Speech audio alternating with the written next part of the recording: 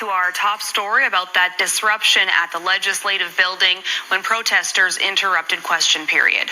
Yeah, that's right. The security moved hundreds of pro-Palestine protesters who are calling for a ceasefire in Gaza from Israeli forces. Mick Favel reports.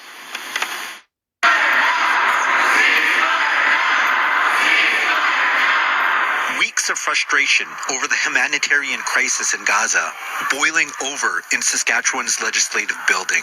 A group of protesters chanting ceasefire now with respect to the Israel-Hamas war.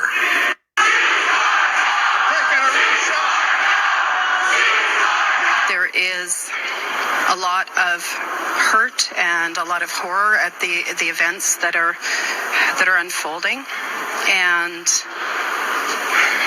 tempers, emotions are heightened. The Premier had just finished delivering a response to the NDP on an apparent lack of access to mammograms in Saskatchewan.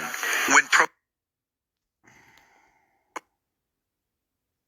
protesters in the public gallery began the chant, the disruption brought question period to a halt, as everyone on the floor was escorted out. The group had been watching the day's proceedings from the gallery and in a nearby overflow room before the interruption.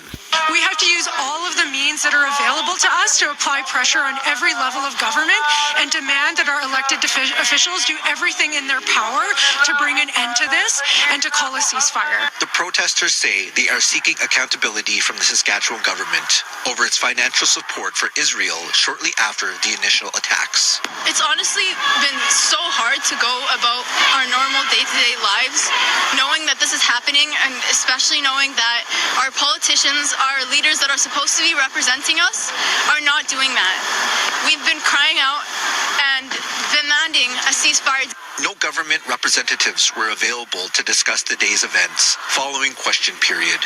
Organizers say they will continue their protesting efforts until there's a ceasefire between Israel and Hamas.